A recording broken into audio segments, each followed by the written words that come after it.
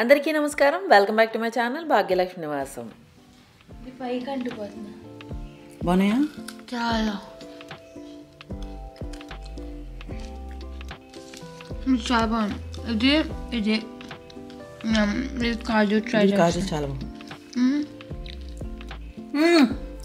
ఎక్కువ పెట్టేసా. ఏంటి డేట్స్ రెండు డేట్సానా? ఓపెన్ చేయది, పైది ఓపెన్ చేయి. డేట్స్ ఎంత బాగున్నాయో. లడ్డు చేసుకుందాం. బాగుంటుంది. ఏవి లడ్డు ఏవి చేసుకుందాం.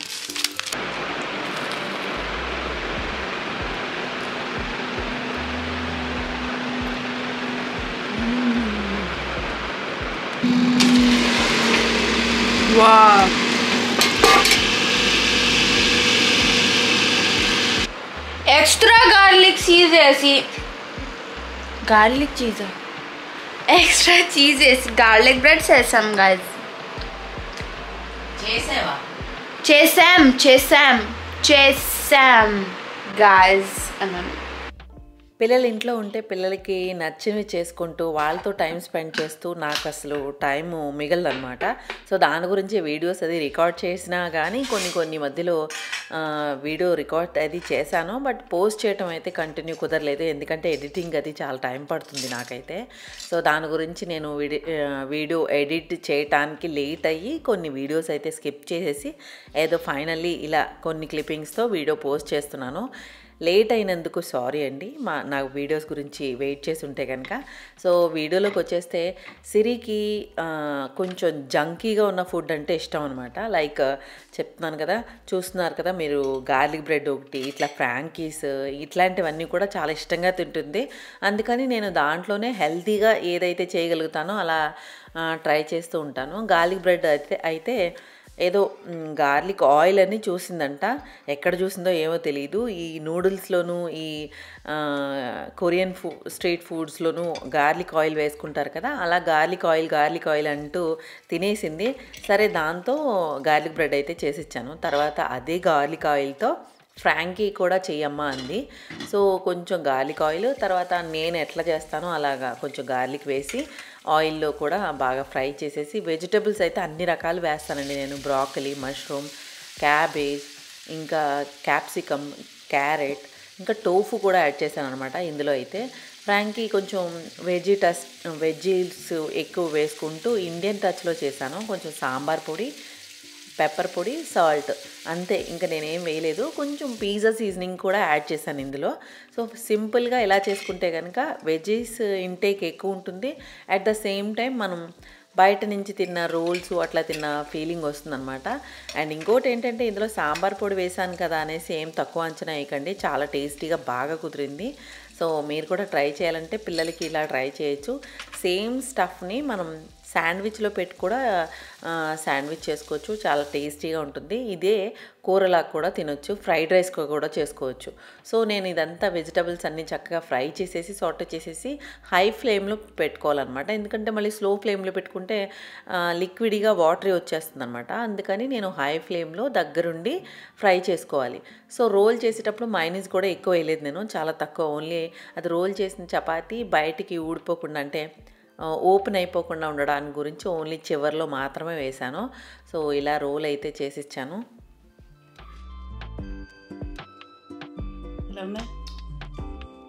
Did you get the Indian touch? Indian touch తెలిసిందా ఏమని? సాంబార్ పొడి వేసాను అందులో. బాగుందా?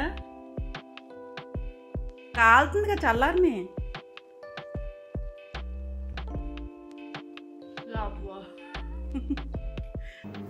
తర్వాత దానికి అండ్ ఇంట్లో వాళ్ళందరికీ కూడా బొబ్బట్లు అంటే చాలా ఇష్టం అనమాట. సో నేను బొబ్బట్లకి పూర్ణం ఉడకపెట్టుకుంటాం కదా, సో చాలా ఈజీగా చేసుకోవచ్చండి. చాలామంది అడిగారు కూడా నన్ను. మైక్రోవేవ్లో చాలా ఈజీగా చేసుకోవచ్చు. శనగపప్పు మామూలు కుక్కర్లో పెట్టేసుకుని ఉడకపెట్టుకుంటాం కదా, దాంట్లోంచి కొన్ని నీళ్లు ఉంటే కనుక అది వార్చేసుకున్న తర్వాత మనకి శనగపప్పుకి 1 కప్పు శనగపప్పు తీసుకుంటే 1.5 బెల్లం తీసుకుంటాం కదా, సో అదే క్వాంటిటీలో మిక్స్ చేసేసి ఒకసారి కలిపినట్టు కలిపేసి మైక్రోవేవ్లో పెట్టేస్తాను అనమాట. దగ్గర దగ్గర మైక్రోవేవ్లో మనం తీసుకున్న క్వాంటిటీని బట్టి, అంటే సోల్ పప్పు తీసుకున్నాం అనుకోండి, అంటే 1/2 కిలో పప్పు వరకు తీసుకున్నాం అనుకోండి, దగ్గర దగ్గర 20 మినిట్స్లో మనకి మైక్రోవేవ్లో మధ్య మధ్యలో కలుపుకుంటూ పూర్ణం అయితే మంచిగా ఉడికిపోతుంది. ఇదే మనం పూర్ణాలు బూరెలు వేసుకుంటాం కదా, అలా కూడా యూస్ చేసుకోవచ్చు. సేమ్ నేను ఇలాగే బూరెలు వేసినా కానీ బొబ్బట్లు చేసినా ఇలాగే చేస్తూ ఉంటాను. సో దీంట్లో మనకి ఎంత కావాలంటే అంత నెయ్యి వేసుకున్న తర్వాత కలిపేసుకుని 8 బాక్స్లోకి తీసి పెట్టేసుకున్నాం అనుకోండి, చల్లారిన తర్వాత ఎక్కువ రోజులు యూస్ చేసుకోవచ్చు అనమాట. సో నేను బొబ్బట్టు ఎప్పుడు స్వీట్ క్రేవింగ్ తినాలన్నా ఏమైనా తినాలనిపించినా కానీ హెల్దీగా ఉంటుంది కదా, బయట నుంచి తెచ్చుకున్న స్వీట్స్ కన్నా ఇట్లా ఇంట్లో చేసుకున్న లడ్డూలు అలా ఇంట్లోవే చాలా మట్టుకు ప్రిఫర్ చేస్తాం. సో అలా నేను పూర్ణం అయితే రెడీ చేసుకుంటాను. ఇంకా బొబ్బట్లకి ఈ పిండి తోపు కూడా ఎలా కలుపుకోవాలంటే, పిండి చపాతీ పిండి సగం, మైదా పిండి సగం అనమాట. ఈక్వల్గా మనం నీళ్లు పోసుకుని కలిపేసుకుని చేత్తో కూడా కలుపుకోవచ్చు. నేను కొంచెం మెషిన్లో యూస్ చేశాను, ఎందుకంటే తొందరగా అయిపోతుంది కదా, చపాతీ పిండి చేతికి అంటుకోకుండా ఉంటుంది కదా అనేసి. దానిలో కూడా కొంచెం 1 స్పూను నెయ్యి వేసుకోవాలన్నమాట మధ్యలో. ఇంకా కలిసినట్టు ఉన్నప్పుడు మనం నెయ్యి వేసుకుంటే కనుక కరెక్ట్గా కన్సిస్టెన్సీలో ఉంటుంది, టేస్ట్ కూడా బాగుంటుంది నెయ్యి వేసినందుకు. సో ఎక్కువ సాగకుండా పిండి బాగుంటుంది. సో చపాతీ పిండి అంటే పూర్ణానికి బొబ్బట్లకి ఇలా పిండి కలిపేసుకున్న తర్వాత పక్కన పెట్టుకున్నాను. కొంచెం సేపు నాననిస్తే కనుక మంచిగా స్ట్రెచ్గా సాగునట్టు అవుతుంది. సో తర్వాత మనం అందులో స్టఫ్ పెట్టినా కానీ చిరగకుండా బాగా వస్తాయి. నేను ఎప్పుడు కూడా ఇలాగే చేసుకుంటాను. ఇదే పిండి అయినా సరే పూర్ణం అయితే 15 రోజుల వరకు పాడవదు. ఎందుకంటే మైక్రోవేవ్లో ఎక్కువ తడిని ఎవాపరేట్ చేసేస్తూ దాంట్లో ఉన్న ఏది పెట్టినా కానీ డ్రైగా చేసేస్తుంది అనమాట. సో దానివల్ల పాడయ్యే ఛాన్స్ అయితే పూర్ణానికి ఉండదు. అలాగే మనం ఈ బొబ్బట్ల పైన పిండికి కలుపుకుంటాం కదా, ఇది కూడా 4 నుంచి 5 రోజుల వరకు అసలు పాడవదు. కొంచెం ఎక్కువ రోజులు అయితే కనుక పైన నల్లగా కలర్ చేంజ్ అవుతుంది. సో ఈ లోపులోనే వాడేసుకోవాలి. మనం 8 కంటైనర్లో పెట్టుకుంటే కనుక పాడయ్యే ఛాన్సే ఉండదు, ఫ్రిడ్జ్లో పెట్టుకుంటాం కాబట్టి. ఎప్పుడైతే యూస్ చేసుకుంటాం ఎంత కావాలో అంత తీసుకోవడం, తర్వాత మళ్ళీ ఫ్రిడ్జ్లో పెట్టేసుకోవడం. సో నేను అలా యూస్ చేసుకుంటాను. బొబ్బట్లు అయితే మాత్రం ఇట్లా పరాటాలో స్టఫింగ్ పెట్టినట్టు చక్కగా స్టఫ్ చేసేసుకుని ఇలా చపాతీలు వద్దినట్టు వద్దేయటం అలవాటు అనమాట నాకు. బొబ్బట్లు ఎప్పుడు చేయాలన్నా కానీ అలాగే చేస్తూ ఉంటాను. చాలామంది పూర్ణాలు చేసిన ఉంటుంది కదా, కొంచెం మెత్తగా చేసుకుంటారు. నేను కొంచెం గట్టిగానే మైక్రోవేవ్లో చేస్తాను కాబట్టి కొంచెం పూర్ణం గట్టిగా చేసుకున్నందుకు మనకి ఒత్తినప్పుడు అది బయటికి రాకుండానే ఉంటుంది. అండ్ పిండి కలుపుకునే పద్ధతిలో కూడా ఉంటుంది. సో పిండి కూడా జాగ్రత్తగా, ఎక్కువ పలచగాను కాదు, ఎక్కువ గట్టిగాను కాదు. గట్టిగా అయితే మళ్ళీ స్ప్రెడ్ అవ్వదన్నమాట. సో తగినట్టుగా కలుపుకోవాలి. నేను చూపించాను కదా, ఇలా వేలు నొక్కితే మాత్రం అలా లోపలికి వెళ్ళాలన్నమాట. అలా పిండి కలుపుకోవాలి. సో ఈ బొబ్బట్లు కూడా ఇలాగే స్ప్రెడ్ చేసేసిన తర్వాత చేతిలోకి ఇలా తిప్పుతూ ఉంటే ఎక్స్ట్రా పిండి ఏదైనా ఉంటే కనుక బయటికి రాలిపోతుంది. సో మనకి ఎంత పెద్దగా కావాలంటే అంత పెద్దగా నేను చాలా థిన్గా చేసుకుంటాను. సో దట్ మంచి టేస్టీగా బాగుంటాయి, ఎక్కువ హెవీగా అనిపించవు అనమాట. మందంగా చేసుకుంటే అంత బాగోదు. సో ఇలా పల్చగా చక్కగా నెయ్యి వేసి, ఇంట్లో నెయ్యి అయితే మాత్రం మంచి టేస్ట్ ఫ్రేగ్రెన్స్ ఉంటుంది కదా. సో ఇంట్లో నెయ్యితో ఇలా చక్కగా బొబ్బట్లు అయితే చేసి ఇచ్చాను అనమాట దానికి. సో ఇలా వండి పెట్టడం, తర్వాత వీటన్నిటిని సర్దుకోవటం, ఉతుక్కోవటం, ఆరేసుకోవటం అన్నట్టు టైం అసలు ఎన్ని రోజులు అయిపోయినాయో అసలు తెలియలేదు. సో అందుకే కొంచెం లేట్ అయింది వీడియో పోస్ట్ చేయడానికి కూడా. చింటూ కూడా వెళ్ళిపోయాడు ఉదయపూర్. ఈ తర్వాత సిరి వెళ్ళిన తర్వాత నేను మళ్ళీ ఉదయపూర్ కూడా వెళ్ళాను. చిన్న వీడియో పోస్ట్ చేశాను కదా, మీ అందరూ చూసే ఉంటారు. ఉదయపూర్ ఎందుకు వెళ్ళాను అన్నది మీకు ముందు వీడియోలో చూద్దరు కానీ. సో ఉదయపూర్ వెళ్ళొచ్చిన తర్వాత మళ్ళీ జైపూర్ వచ్చేసాము. బట్ అసలు వెదర్ అయితే చాలా ఎక్కువగా వర్షాలు పడుతున్నాయండి. అంటే వర్షాలంటే చినుకులుగా పడుతూనే ఉంటుంది రోజంతా. సో దానివల్ల నాకు హెల్త్ కూడా పాడైంది, జలుబు చేసేసింది ఎక్కువ. కొంచెం గొంతు కూడా బాగపోతే కనుక ఇగ్నోర్ చేయండి, సారీ ఫర్ దాట్.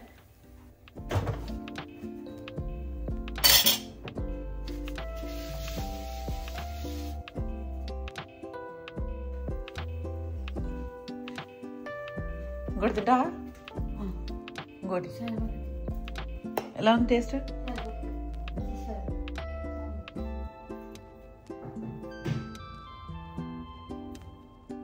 అచ్చా అది ఇంకా తినలేదు, చల్లారలేదుగా.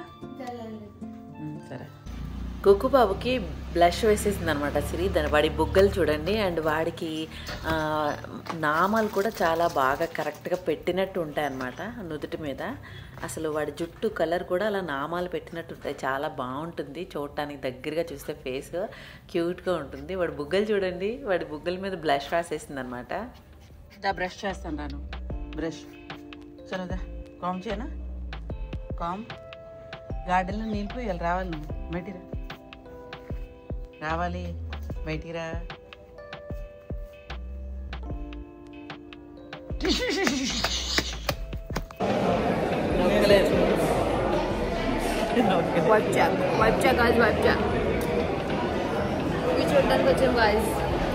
మూవీ చూడటానికి వచ్చాము.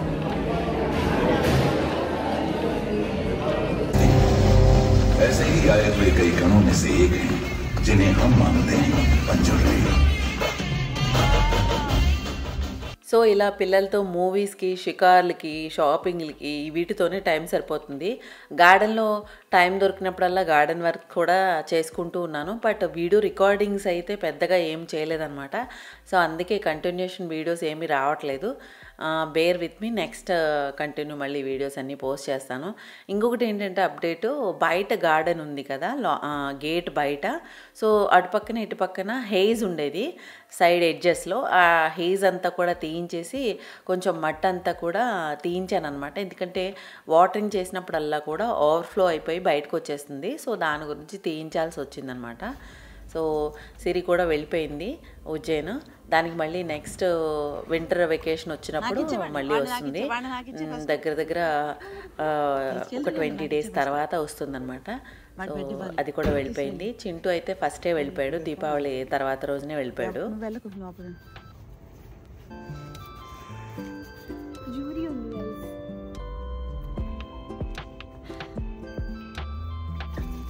మళ్ళీ ఎప్పుడు వస్తావు చెప్పు అందరికి. అయిపోయిన తర్వాత మళ్ళీ వస్తున్నా.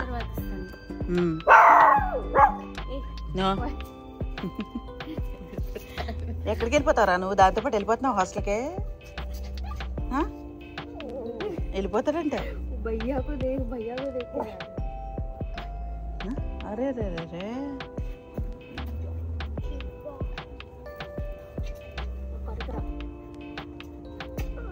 నమస్తే.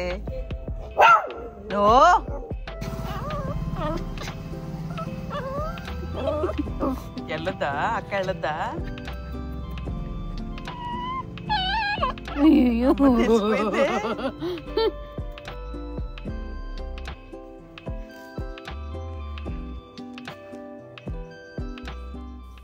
సో ఇదండి ఈరోజు నా వీడియో. మీ అందరికీ నచ్చినట్లయితే కనుక తప్పకుండా లైక్ చేయండి. కమెంట్స్ అయితే తప్పకుండా చేయండి. మీ కమెంట్స్ గురించి నేను వెయిట్ చేస్తూ ఉంటాను. అండ్ నెక్స్ట్ ఏదైతే చూడాలనుకుంటున్నారో నా ఛానల్లో ఆ టాపిక్ మీకు ఏదైనా నన్ను అడగాలనుకున్న పలానా టాపిక్ మీద మీరు చేయండి అని వీడియో నాకు సజెషన్స్ ఇచ్చినా కానీ నేను చేయడానికి ట్రై చేస్తాను. సో నచ్చినట్లయితే కనుక వీడియో మీరు తప్పకుండా లైక్ అయితే చేయండి. మీకు తెలిసిన వాళ్ళతో షేర్ చేసుకోండి నా ఛానల్ గురించి. And thank you for watching. Happy home making, happy gardening. Bye bye.